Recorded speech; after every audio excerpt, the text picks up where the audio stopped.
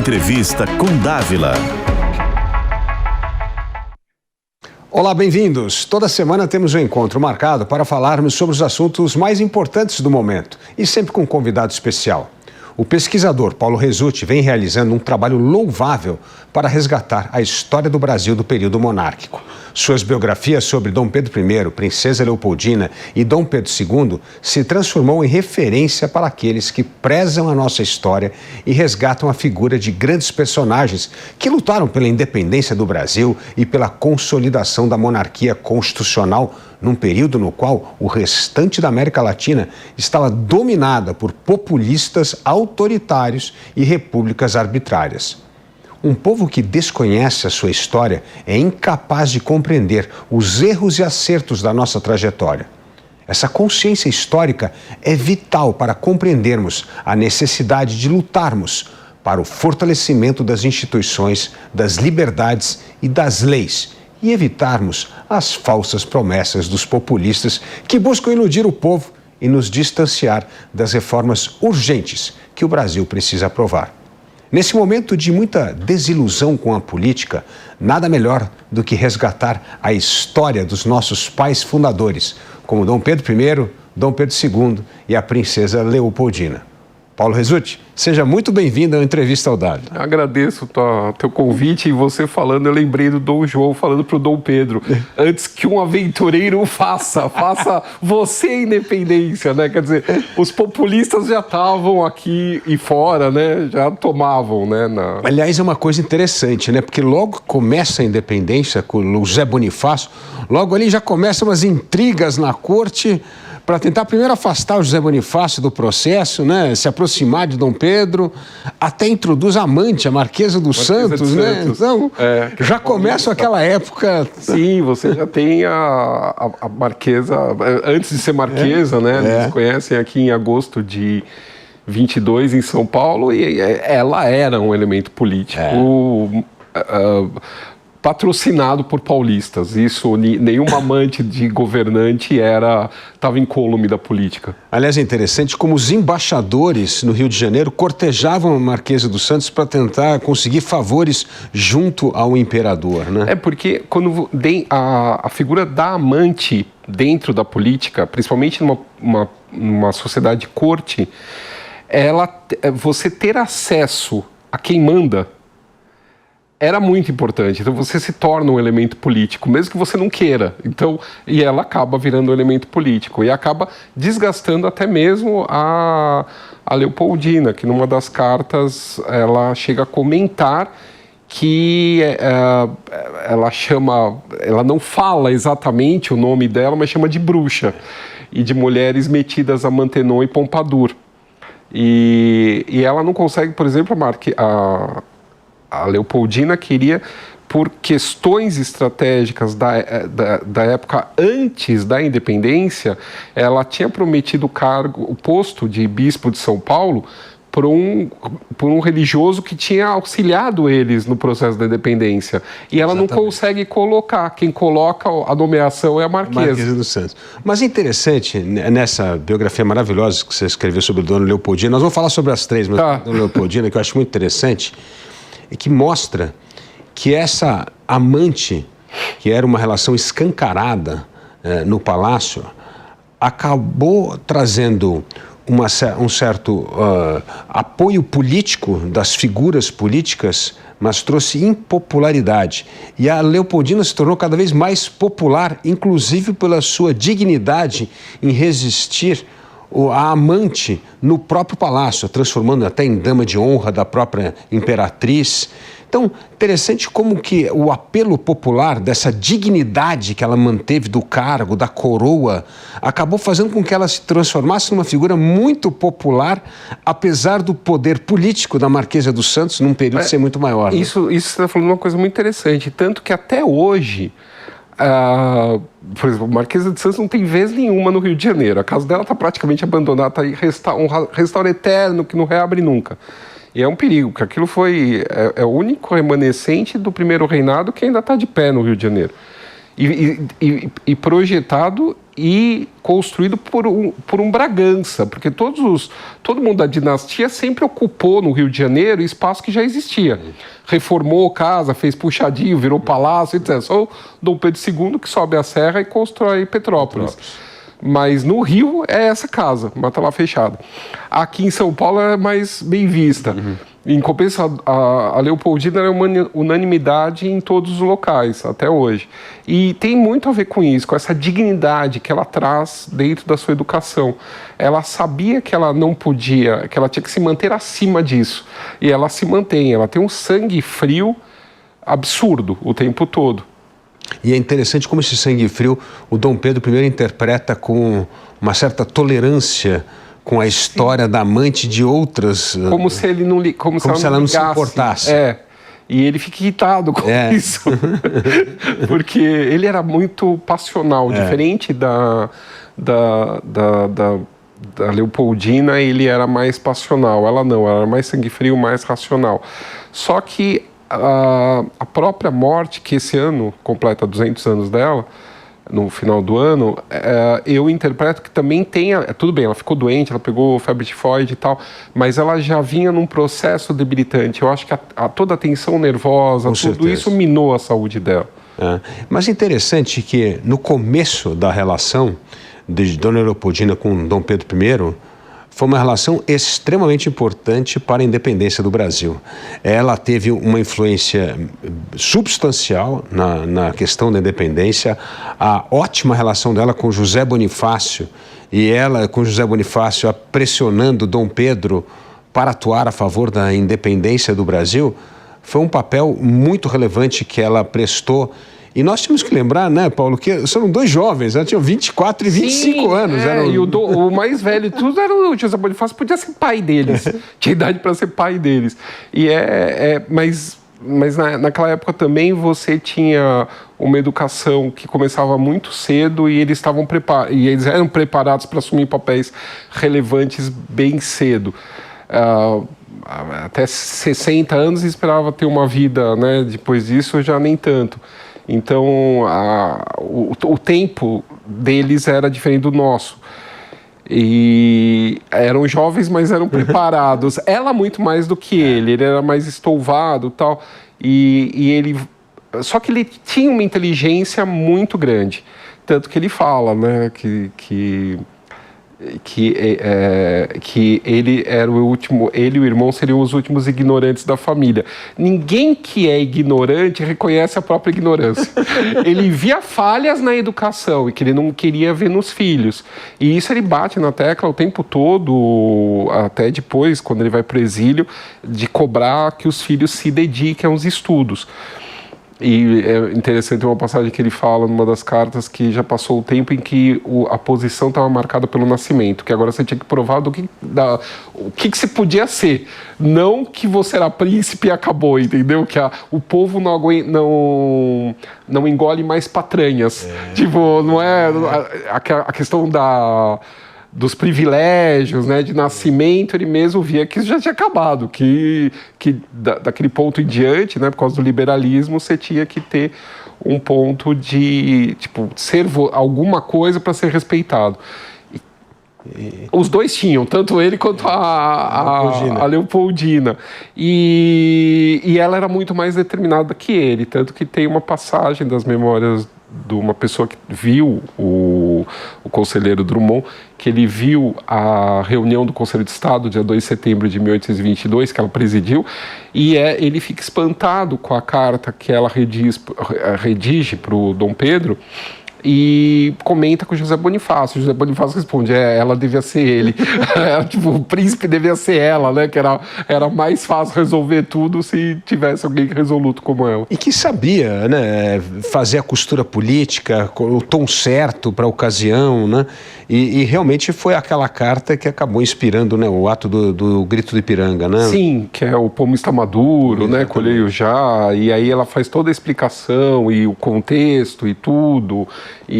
Mas aquele ponto também era irrevertido. Mas o curioso é que a gente marca isso São Paulo, né, que tem a Lilian Schwartz e outras pessoas falam do rapto da independência, né? Que São Paulo meio que raptou a independência só para si. Aqui foi um dos pontos desse processo, ou seja, já tem luta na Bahia muito antes e muito depois, né? A independência da Bahia é 23, e a luta lá estourou antes.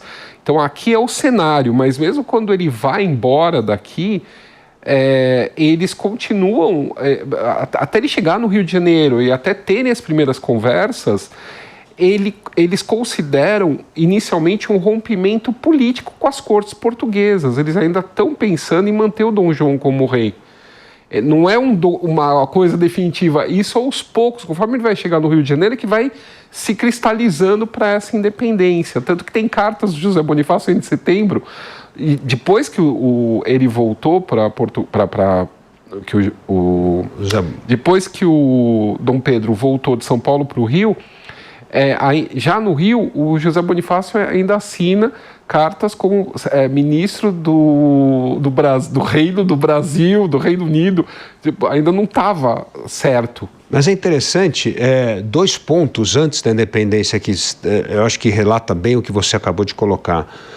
Primeiro, é a negociação de Dom João VI para elevar o Brasil à categoria de reino no Congresso de Viena com Metternich, família, né, justamente os Habsburgos, que é a Dona Leopoldina, para elevar o estatuto de reino, para colocar no mesmo, equiparar junto a Portugal e ele poder governar Portugal e o Brasil do próprio Rio de Janeiro. Então essa foi a primeira grande jogada diplomática nessa elevação do Brasil a reino. E depois da Revolução do Porto, e José Bonifácio preparou um relato extraordinário com as exigências que poderia criar uma monarquia constitucional das 2 nações. Então existia, como você bem colocou, uma ideia de não ter a separação, mas de manter o Reino Unido. Aí foi a grande frustração com as cortes portuguesas. Mas isso aí é interessantíssimo, porque o José Bonifácio ele escreve esse documento com apontamentos aos deputados que vão às cortes. E já nesses apontamentos ele falava da tentativa de criação de uma faculdade de Direito de São Paulo. Que daí isso vai acontecer em 27, mas em 20 ele 21 ele já estava pensando nisso. E realmente, na verdade, essa criação do Brasil como reino era algo que o Dom João faz no momento certo e dentro de uma explicação plausível para justificar perante Portugal por que ele estava elevando o Brasil a reino. Porque por ele não saia mais do Brasil. Exatamente. Isso é claro, ele não tinha menor vontade e ele vai morrer dizendo que ele foi feliz no Brasil. Ele tem umas saudades, até pouco antes de morrer ele fala do Brasil e fala de saudades que ele foi rei, que ele sente saudades do Rio de Janeiro, principalmente. Aliás, o Dom Pedro também, quando vai embora, também morre de saudades do Rio de Janeiro. Mas havia essa questão do pensamento de uma construção. Eu comento que o Dom João, ele foi o primeiro a pensar no Estado brasileiro, como transformar essa colônia num país. Isso. O Dom Pedro criou a questão política, né? O rompimento e vamos construir daqui vamos partir. E o Dom Pedro II, ele vai consolidar essa independência e transformar esse monte de província, que nem se conversava direito ainda na época do Dom João, num país, né? É isso que a gente pensa... O termo brasileiro vai ser cunhado durante o processo da independência em 22. Antes você tinha paulista, tinha mineiro. Como os americanos hoje, né? Quando você pergunta ao americano de onde que é, ele fala que é do estado. Eu sou da Flórida, ele eu sou do Texas. Ele não fala, eu sou dos Estados Unidos. E o Brasil era assim. Tanto que tem vários ditos, várias questões de quem ia estudar em Coimbra. Tem muita sátira envolvendo brasileiros. E nunca eles se referem a brasileiros. É sempre do local de origem da província, da capitania que veio. Então, os baianos, os mineiros, os fluminenses, os paulistas, pernambucanos, nunca é brasileiro, né? Tanto que você vai ter cunhado a primeira tentativa, 1808, é o Correio Brasiliense, né, do Hipólito da Costa. Né, daí vai ser brasiliense, aí depois, já em 22, vai começar brasílico, brasiliano, até que vira brasileiro. Quer dizer, até a nossa ideia de nação ela vai ser construída nesse período. Agora, é extraordinária essa ideia da construção da nação brasileira com Dom João VI, Dom Pedro I e consolidando com Dom Pedro II, no momento, como eu falei na abertura do programa, no qual a América Espanhola estava se fragmentando em pequenas repúblicas, uma porção de guerra civil, governos instáveis, e aqui nós conseguimos implementar uma monarquia constitucional, com o parlamento funcionando, com eleições periódicas, alternância de poder entre partido liberal e conservador. Isso é herança desta tradição Bragança e Habsburgo, né? Sim, porque uma coisa que é facilmente explicável é que eles, por exemplo, no reino, né, durante o reino da Maria I e anteriormente, você tinha envio de imagens para cá de quem eram esses governantes, você tinha a realização de festas por acontecimentos desses governantes em Portugal. Então, eu achei uma descrição interessantíssima, que parece um carnaval, a comemoração que o Rio de Janeiro faz do casamento do Dom João com a Carlota Joaquina. Isso porque ele nem era herdeiro do trono quando ele casa, era o irmão dele, o Dom José. Verdade. É assim, a descrição está na biblioteca, tá na biblioteca, está no arquivo do Instituto Histórico e Geográfico Brasileiro. É um documento interessantíssimo que mostra os carros alegóricos, então, e até o caminho que fizeram até chegar no passeio público, as arquibancadas que foram construídas. Então, quer dizer, mesmo esse parâmetro, né, meio carnavalesco, que eles chamavam de arquiteturas efêmeras, você tem essa festividade marcando um ponto, né? Então você tem essa aproximação desse povo, mesmo na parte de festas e tal, mas você tem essa lembrança sempre presente aqui no Brasil, assim como era no resto da América Latina com os reis espanhóis. Porém, de repente, eles vêm para cá. Na hora que eles vêm para cá, isso se cristaliza, né? Esses influencers, vamos pensar hoje em dia, né?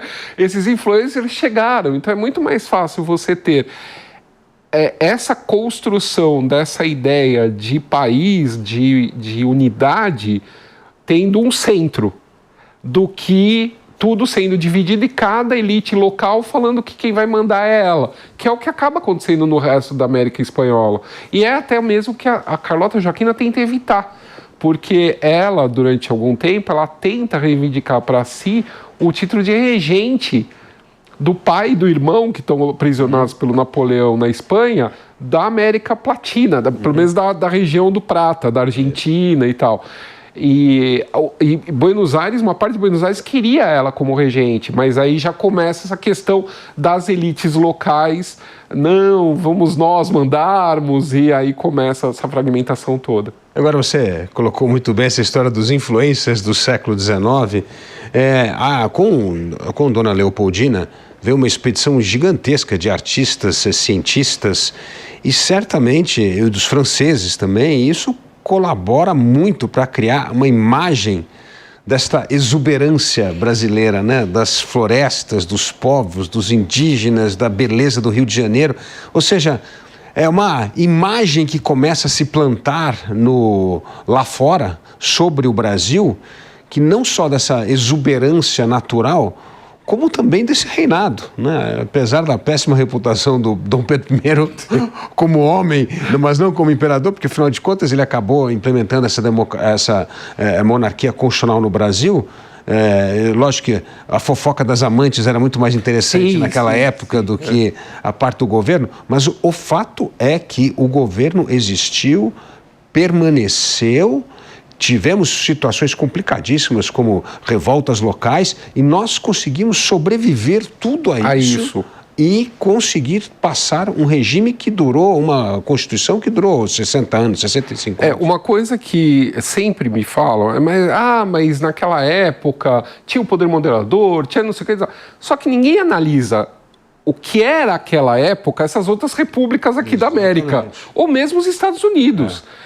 Quer dizer, a gente nasceu, deu problema, ele fechou o Congresso, a Assembleia Constituinte, depois ele mesmo da Constituição, enfim, tem vários problemas aí, mas o que foi plantado vai durante 70 anos, Exatamente. mais 70 anos. Então, houve realmente uma tentativa de manter um funcionamento desse Estado que foi criado e ele permaneceu. Isso é importante dizer. Tipo, o que aconteceu com o resto da América Latina? A gente teve uma boa partida inicial, né? E fora que o tamanho que a gente mantém até hoje, o Brasil. Exatamente. Quer dizer, é fruto ainda disso. Então, a Constituição de 1824 durou até o fim do Império. Foi a única. Nós tivemos uma única Constituição que só acaba com a queda da monarquia, com o golpe republicano. E é uma Constituição revolucionária. Exatamente. Você vê que já nela o Dom Pedro coloca que do ensino gratuito, de muita coisa que nós herdamos ainda na República, que ainda estava tentando ser implementada já naquela época. Não é porque estava lá que funcionou totalmente, mas já havia a ideia. E também tem questões, porque foi de uma maneira ditatorial que ele fechou a Assembleia, isso eu concordo. Porém, se a gente analisar isso está online, você pode baixar no site do Congresso, você lê os arquivos da Constituinte. Você compara uma com a outra, você vê que a que foi dada por ele, pelo Conselho de Estado, é superior dentro do liberalismo do que estava sendo votada no Congresso.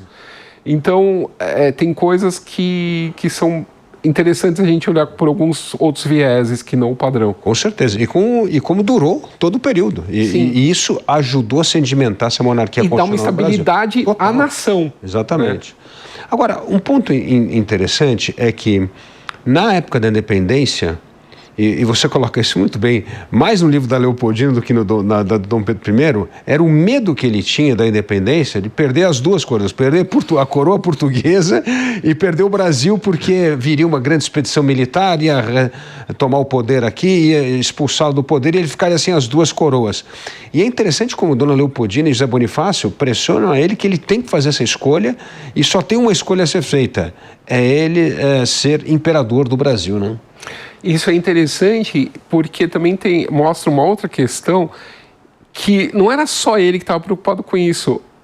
O Dom João também. Quando ele, em 25, quando o Dom João assina o tratado com o Brasil, né, porque comemora-se em 22, mas na realidade o tratado que reconhece a independência do Brasil é assinado em 25. A partir de novembro de 25, é que as grandes nações começam a reconhecer o Brasil. Antes disso, ninguém reconhece, pouquíssimas. Só Estados Unidos. Estados Unidos, olha lá. Depois é que Inglaterra, Rússia, França, etc. Todos esperavam Portugal primeiro. Todos esperaram Portugal, enquanto Portugal não resolveu essa questão. E mesmo ele assinando e fazendo a paz com o Brasil, ele não tira em nenhum momento o Dom Pedro da linha de sucessão. Pelo contrário, tem uma carta, eu estou dando spoiler do livro do Dom João, tem uma carta do Dom João para o rei da Inglaterra, onde ele pede ajuda como aliados para que o Dom Pedro fosse reconhecido como rei de Portugal. Agora, você não vai ter que dar pelo menos mais um spoiler no livro, que essa história é muito interessante, porque quando Dom João VI volta para Portugal, o ponto da discórdia está em casa, porque a dona Carlota Joaquina o tempo inteiro está se mobilizando para colocar Dom Miguel no trono e não quer saber de Dom Pedro. E é Dom João que defende Dom Pedro. Então tem uma briga doméstica sobre os filhos. E um apoiado mais com o liberal, o outro apoiado mais pelas monarquias, inclusive pela Áustria. Sim. Tem uma briga, quase começa uma guerra civil em casa antes de realmente acontecer, via de fato, essa guerra civil entre Dom Miguel e Dom Pedro, né? Na verdade, começa já com essa revolução no Porto que obriga o Dom João a ir. Quando ele chega, ele ele vê que o mundo mudou. Tipo, Napoleão, quando ele está cruzando o Atlântico, em 1821, quando ele está mais ou menos na mesma altura de Santa Helena, o Napoleão morre. E ele está voltando. Só que tudo aquilo que o Napoleão fez de guerra e tal, acabou levando o liberalismo para toda a Europa. E, quer dizer, as ideias não morrem. Morreu quem as difundiu. Mas as ideias, tanto que o Dom João está voltando para esse novo Portugal constitucional que ele não sabe muito bem o que vai dar. E aí mesmo quando... mesmo perdendo o Brasil, tem a nova Constituição Portuguesa, ele tem que governar em cima daquilo, ele não tem quase poder, ele tem um poder de veto muito limitado, tudo que ele veta volta para o Congresso, e esse Congresso pode tirar o veto do rei. Então, é um mundo que ele tem que se acostumar. Ao mesmo tempo, você tem a dona Carlota se recusando a assinar a Constituição. E aí, então, quem estava contra a Constituição já tem um partido, é o Partido da Rainha. Tanto que os antigos constituintes e agora deputados da Assembleia querem mandá-la embora, porque se ela não reconhece a Constituição e ele morre, ela não pode assumir um trono. Então, para que a gente quer uma rainha que não vai seguir o que a gente quer? E aí começa já uma briga interna. Aí você vai ter duas revoltas em Portugal. Você tem a Vila Francada, que aí cai a Assembleia Constituinte. Só que o Dom João volta, mas ele não volta totalmente absolutista. Ele vê que o tempo mudou. Isso ele sempre foi esperto. Ele vai dançando meio conforme a música. E ele fala que quer convocar uma Assembleia Constituinte, mas ele acaba não convocando por causa de pressões externas a Portugal. A França está invadindo a Espanha por causa do que está acontecendo na Espanha, de Constituição, etc. E para invadir Portugal é uma fronteira de nada. Então ele vê tudo o que está acontecendo e tenta acalmar os ânimos. Depois, o filho tenta dar golpe nele, que é a Abrilhada. E aí os diplomatas estrangeiros em Lisboa conseguem reverter esse golpe. O Dom João consegue ir para um navio inglês, transforma o navio em Paço Real e de lá exila o Dom filho. Miguel. E tenta banir a mulher, mas a mulher gruda lá em Queluz e no Ramalhão e não sai de lá por nada. E então são golpes em cima de golpes e, assim, enquanto ele estava, ele consegue apaziguar os ânimos. Não há nada assim, tipo... execuções, sabe? Não há ele consegue resolver, só que a falta dele acaba se transformando numa guerra civil. Mas ele já entendia que Dom Miguel não era o cara do espírito do tempo e que quem tinha o espírito do tempo era Dom Pedro. Por isso essa luta por manter Dom Pedro como não é só isso, né? O Dom Pedro, ele tinha a principal joia da coroa, que era o Brasil. O que ele pensava... A intuição minha pelo que eu estudei, não há uma documentação, mas até o fim, ele querendo que o Dom Pedro também fosse herdeiro de Portugal, o que eu entendo é que ele queria essa recriação do Reino Unido. Em cima, alguém reinando em dois países na mesma... Portugal não sobreviveria sem o Brasil, esse é o ponto. Né? Exatamente, isso daí já era dito desde 1580. Você tem, no livro do Dom João, quando eu explico a fuga, entre aspas, para o Brasil, você vê que o negócio era planejado e falado e comentado desde 1580.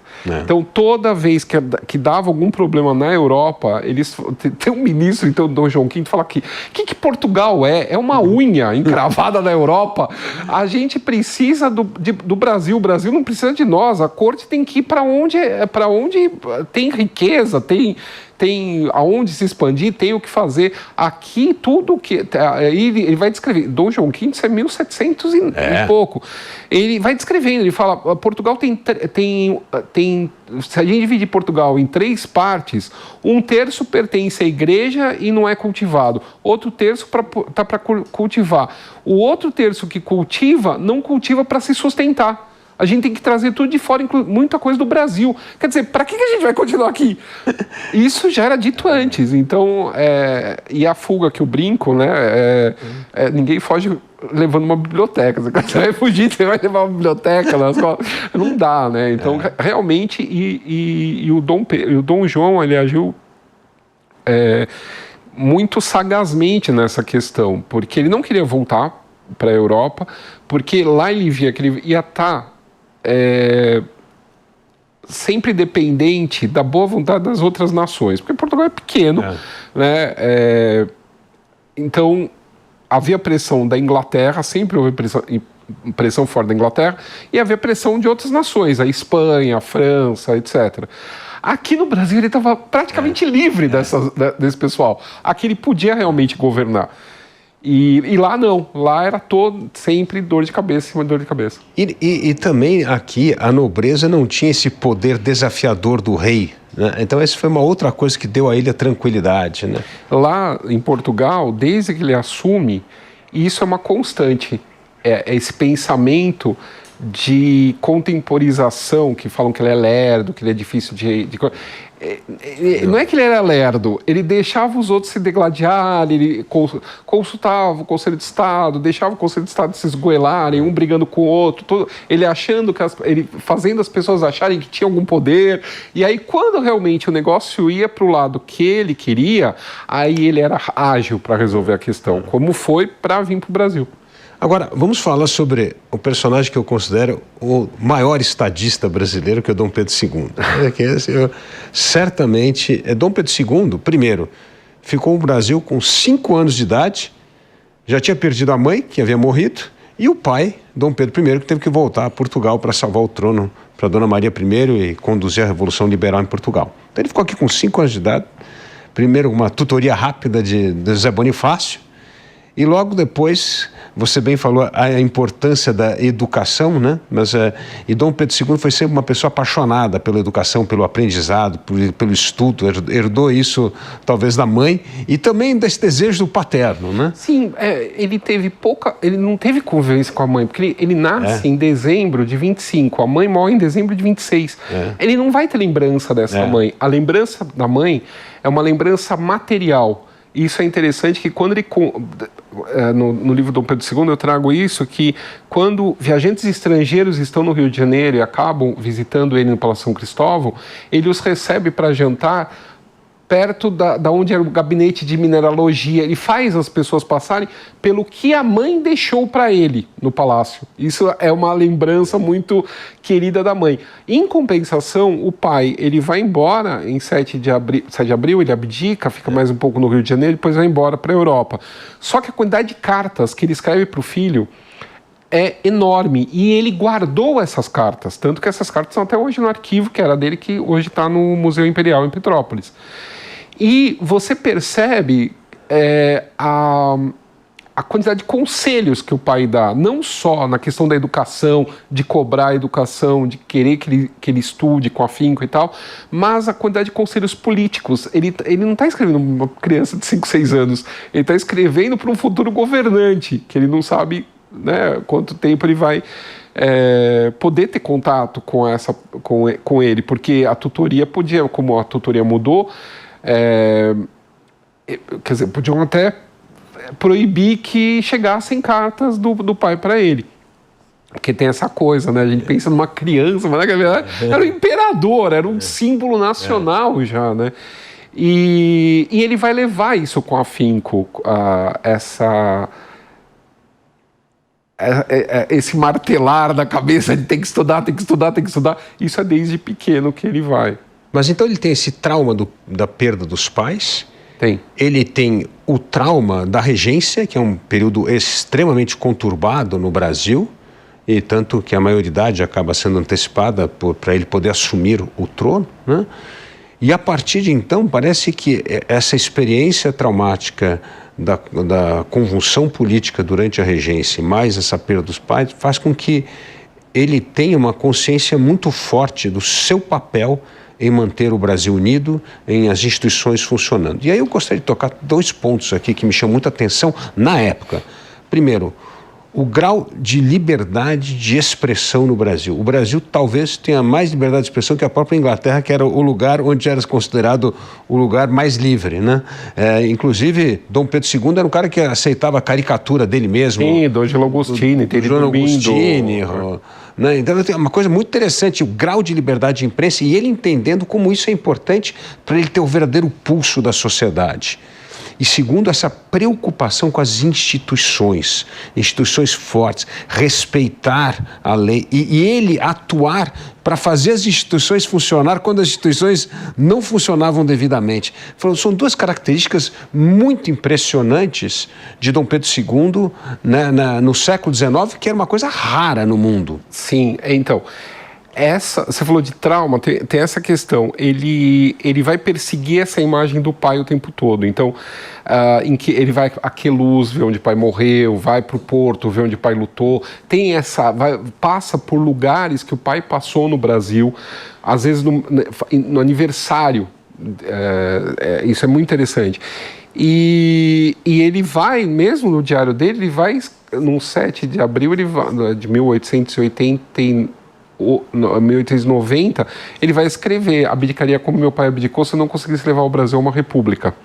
República, no caso, é mais a questão da res pública do que da república em si. Mas ele achava, dentro do pensamento dele, a república superior à monarquia. Porque ele via que... Mas aí, para isso, tinha que passar por vários estágios que ele não considerava o Brasil ainda apto, que era a questão de educação, eram várias questões que ainda o Brasil estava engatinhando em algumas coisas. Tanto que o lugar que ele vai escolher para morar no exílio é uma república, que é a França. Então ele tinha realmente essa ideia de que a república era o futuro. Talvez uma república meio idealizada na cabeça dele. Mas ele vai fazer tudo isso, ele vai colocar as instituições para funcionar, mas tem uma coisa que é muito especial nele, que é como ele vende o Brasil para fora, através dele mesmo. Então, quando ele viaja, quando ele manda fazer pavilhões do Brasil em feiras internacionais, ele cuida desses pavilhões, ele quer saber o que vai ser exposto, ele quer ver como que o Brasil vai se mostrar perante as outras nações.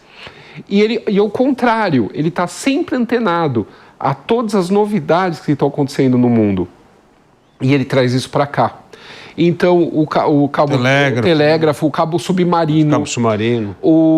Ele vai atrás do Thomson, na Escócia. Ele vai virar amigo do cara a ponto de reencontrar ele na Feira da Filadélfia, no centenário da Revolução Norte-Americana.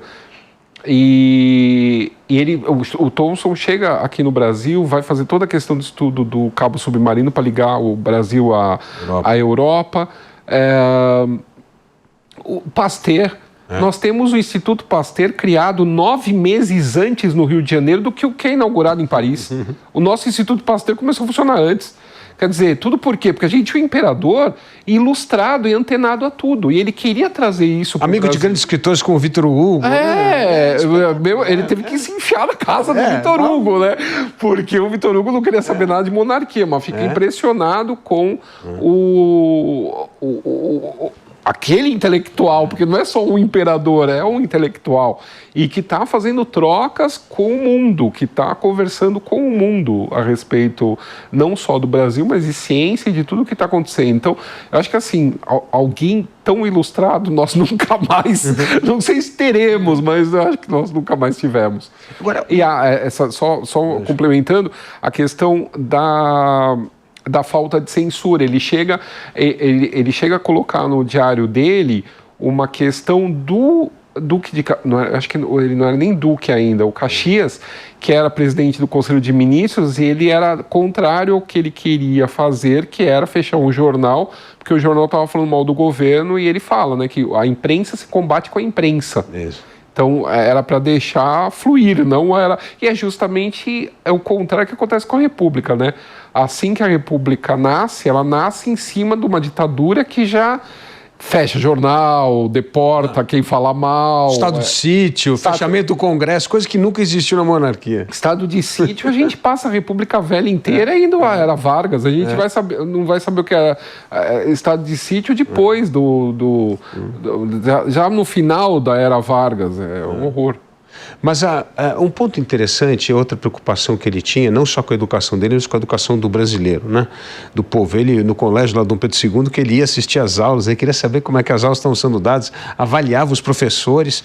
Ele tinha uma real preocupação com a educação e entendendo que a educação era fundamental para criar essa consciência cívica, política, nacional, né? Tanto que uma das coisas, e aí a gente pode até questionar, mas era o pensamento da época.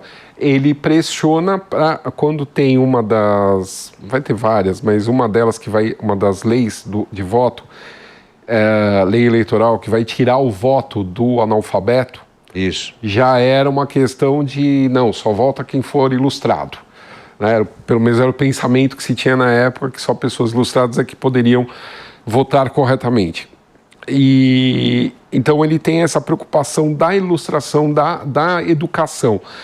A ponto, quem tem a oportunidade de ir ao Museu Histórico Nacional, no Rio de Janeiro, o que tem não o Museu Nacional que pegou fogo, o Histórico Nacional, que é quase na frente do Santos Dumont. Tem as escadas rolantes para subir para o andar superior e na frente das escadas rolantes tem uma estátua dele em gesso, que é ele montado a cavalo. Aquela estátua é tirada de uma foto, enfim, dele de poncho e tal, lá no Rio Grande do Sul, na época da Guerra do Paraguai. Aquela estátua nunca foi fundida porque ele não deixou. Porque ele faz usarem o dinheiro que ia ser gasto em bronze para fundir aquela estátua, para construir estátuas. Para construir escolas. Para construir escolas. E aí nascem... Aí ele também coloca dinheiro, o governo coloca mais dinheiro, e aí nascem as chamadas escolas do imperador no Rio de Janeiro. Algumas ainda existem. São escolas públicas e tal, e na Cinelândia tinha uma que depois virou a Assembleia, a Câmara Municipal. E lá era no terreno, depois foi derrubado, mas lá tinha uma das escolas do imperador. Tem várias, né? Tem várias, principalmente no centro. Então você vê como ele se importava com essa questão da educação, né? Preferia 1000 vezes que construísse a escola do que uma homenagem para ele, que ele não via nexo em gastar dinheiro com aquilo. Então tinha essa questão da praticidade. O Colégio Pedro II, ele brincava que ele só mandava em 2 coisas no Brasil, que era na casa dele no Colégio Pedro II. O colégio do prédio velho do Pedro II foi colocado, o sino do Colégio Velho do Pedro II foi colocado por causa dele, para avisar os professores que o imperador estava chegando.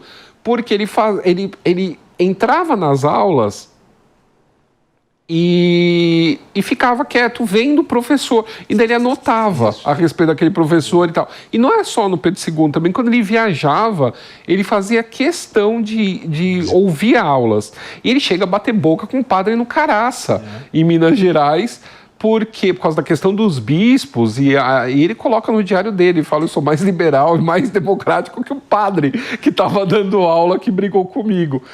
E então tem essas coisas, ele querer saber como que está a qualidade do ensino você imagina alguém, o presidente do Brasil hoje indo numa escola. Aliás, o que mais nós precisamos é um presidente do Brasil que leva a educação a sério. Não é. Não tem isso. Não, e a proximidade que você tinha desde a época do Dom João. Você falou uma frase muito interessante, que você falou de sentir o pulso, né? Que a imprensa livre permitia isso. Aí outro spoiler do Dom João. O Correio Brasiliense é criado na Inglaterra por Hipólito da Costa. E aí os ministros do Dom João odeiam, porque o cara não tem papas na língua, ele fala o que tem que falar. O Dom João assinava o jornal, porque assim ele sabia o que estava acontecendo, sem filtro. Quer dizer, essa ideia de tomar o pulso já também o avô tinha. Quer dizer, um bom governante tem que saber o que está acontecendo, não dá só para maquiar e achar que está tudo lindo. Aliás, o Correio Brasiliense é uma coisa interessante. Hipólito da Costa cria o Correio Brasiliense, um jornal franco favorito à independência do Brasil, e quando a independência é proclamada, ele fecha o jornal. Bom, acabou a missão do jornal. A missão do jornal era lutar pela independência, nós já conseguimos a independência. Mas tem vários jornais no Rio de Janeiro, isso eu descobri na época que eu estava fazendo a biografia do Dom Pedro II, tem um jornal no Rio de Janeiro que é criado só para derrubar o José Bonifácio da tutoria. Na hora que ele cai, acabou o jornal. Agora, essa questão da educação, uma coisa extraordinária de Dom Pedro II, não só as instituições, a importância com a educação, é importante cultivar essa boa imagem do Brasil fora, mas ele sempre teve uma preocupação com a formação de uma elite no Brasil. E isso é muito interessante, porque a escola de direito tem esse papel importante dessa formação de uma elite nacional. Vinha gente do Brasil inteiro estudar em São Paulo e Recife, né? São Paulo era uma grande cidade estudantil, vamos dizer assim. E depois, ao ingressar na carreira política, essa turma passava por vários estágios, ia governar províncias na Paraíba e no Rio Grande do Sul para conhecer o Brasil, ia conhecer a Bahia e depois ia para Minas Gerais. Então tinha uma preocupação de formar uma elite governante.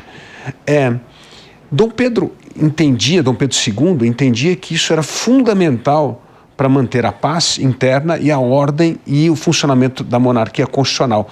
Como você vê esse papel dele como um educador de uma elite para servir a política e a nação? Esse plano, né, como eu falei quando você comentou do José Bonifácio, da criação da faculdade, já começa antes, porque eles entendiam, e isso vai partir, porque o José Feliciano, que é o deputado que vai para lá, um dos deputados paulistas que vai para lá, quando volta, o José Bonifácio depois é banido em 23. O José Feliciano, ele continua no governo. E é ele que vai conseguir fazer a faculdade vir para cá, em 27. Eles entendiam isso, que era fundamental, isso ainda no primeiro reinado, que era fundamental a elite ser criada no Brasil. Então essa coisa de mandar não ir para Coimbra. Acabou. A gente tem que ter a formação dentro da nação. Já era um ponto. Tanto que o dia do Pendura, aqui em São Paulo, que é o dia da criação das faculdades do ensino jurídico no Brasil, 11 de agosto, ele era super comemorado em São Paulo, pela elite paulista, porque eles consideravam que era a independência intelectual do Brasil, a criação dos cursos jurídicos. E o Dom Pedro II vai dar vazão a isso. Vai continuar, na verdade, vai continuar trabalhando nesse ponto. Tanto que o Colégio Pedro II é um colégio de elite, é um colégio para elite. O Barão do Rio Branco vai estudar lá. Todo mundo que vai ser alguém no Brasil na época dele, também na República, estudou no Pedro II. Então era um colégio de elite. Ele se preocupava muito com essa elite e, além disso, de mandar depois essa elite conhecer o Brasil, havia também uma outra questão muito importante para ele, e que a gente ainda hoje é herdeiro disso, que é as relações exteriores. Isso. O Itamaraty nasce com o Barão do Rio Branco, que teve o pai dele como grande professor, e assim, o Prata, aquela região do Prata, aquilo formou diplomatas até explodir, até eclodir a guerra, e mesmo depois da guerra, porque aí tinha que pacificar tudo, formou uma elite que vai criar o Itamaraty, que vai dar esse prosseguimento e esse know-how que o Brasil tem até hoje nas relações exteriores. É verdade. Aliás, o Barão do Rio Branco vai como assistente do pai, o Visconde do Rio Branco, para a Guerra do Prata, né? E aprende ali a arte, e talvez é ali que começa já a obsessão dele por mapas e coisas, que vai ser tão importante futuramente para acertar a questão territorial. Né? E então essa parte diplomática também a gente deve muito ao Dom Pedro, porque você imagina governar tudo que ele governou, e assim a gente se meter, as guerras que teve nunca foi provocadas pelo Brasil, né? Foi mais, ele estoura a guerra quando o Paraguai sequestra o governador, o presidente da província que está indo, que depois até morre, e invade o sul. Então, nunca foi uma guerra provocada, né? Essa questão pacifista do Brasil é... Agora, Paulo, interessante, quando o Dom Pedro morre, o Gladstone, que talvez era um dos maiores ministros, primeiro-ministro da história da Inglaterra, William Gladstone, declara que morreu o maior monarca do mundo, o maior monarca da sua época. E na época dele ele era primeiro-ministro do governo da Rainha Vitória, que já era considerada já uma grande rainha. O reconhecimento de Dom Pedro II sempre foi muito maior fora do Brasil do que no próprio Brasil. Por que nós temos esse... Mas até hoje, né? Mas até hoje. É mais fácil, às vezes, fazer sucesso fora do Brasil do que dentro do Brasil. Né? Eu não sei, realmente é algo que ainda precisa ser estudado. Você acha que foi a República que tentou demonizar a monarquia, ao invés de reconhecer a monarquia, para tentar mostrar que a República não tem nada a ver com esse passado? De novo, uma sensação nossa de querer romper com o passado e começar do zero. Isso é meio que o espírito do tempo. Você demonizar o passado, apontando o dedo e falando que a gente faz melhor. Imagina, as primeiras cartas do Dom Pedro para a Marquesa de Santos são publicadas em 1898 ou 99. É um panfleto, a autoria não é assinada, mas é do Júlio Ribeiro. E é um panfleto republicano. Eles querem, na introdução, você vê claramente, inclusive ele usa essas palavras, que é para mostrar como a república é moralmente superior à monarquia. Então se expõe a intimidade de dois amantes para lamear a monarquia. Ao longo do reinado de Dom Pedro II, tentam fazer isso. Tem o caso do roubo das joias, tentam implicar que ele usava a joia para pagar, para dar um cala-boca em criados que arrumavam garotinhas jovens para ele. Se você vê os jornais da época, é um terror. Isso tudo ele já ainda no governo. Então, já tem essa questão de atacar a figura para... E são, claro, são jornais já de teor republicano, né? E aí você... tem realmente, na época, logo após a morte do Dom Pedro, o Brasil não envia ninguém para o funeral e ainda briga com a França por terem dado aquele funeral. Aí a França justifica que ele era membro da Academia Francesa e, como tal, ele tinha aquele ritual todo foi devido a um membro da Academia Francesa. E é que o peso dele era muito grande, né? A imagem e o peso então eles querem tentar anular não falando, né? Sendo que ele mesmo mandava o Barão do Rio Branco e outros vão atrás dele no exílio, querer saber o que falar, o que fazer agora que mudou o regime. E ele fala, continue trabalhando pelo Brasil. Tipo, eu não tô lá, mas você tem que continuar. Talvez a última questão para tratar aqui na nossa conversa, muito importante nesse segundo reinado, foi a questão da abolição da escravidão, né?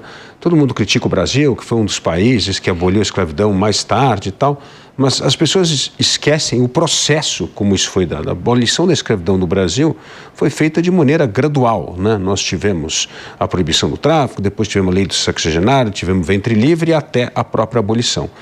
E talvez o Brasil foi o único exemplo de um país que conseguiu fazer isso por meio da lei, por meio do sistema parlamentar, né? Porque os Estados Unidos teve uma guerra civil, outros países tiveram revoltas. Nós conseguimos fazer por meio da democracia, por meio do parlamento. Por que isso nunca foi visto como uma virtude e sempre esse lado crítico, que demoramos tanto para abolir, quando na verdade a abolição foi feita de maneira gradual e inclusive a grande questão era como indenizar os proprietários. E nós não indenizamos, fizemos por meio da lei. Isso não deveria ser visto como uma virtude ao invés de algo para nos envergonharmos? Pois é que assim, para o povo que sofreu foi tarde, né? Para os negros é considerado tardia essa liberdade. Não tiro a queixa, né? Óbvio, ninguém quer ser escravizado. A questão é que tentou-se fazer isso, como você mesmo falou, por meio da lei. Colocar a monarquia como a responsável pelo retardo disso é errado, porque com a primeira lei já sai a libertação dos escravos da nação, que eram os escravos que eram propriedade do Estado.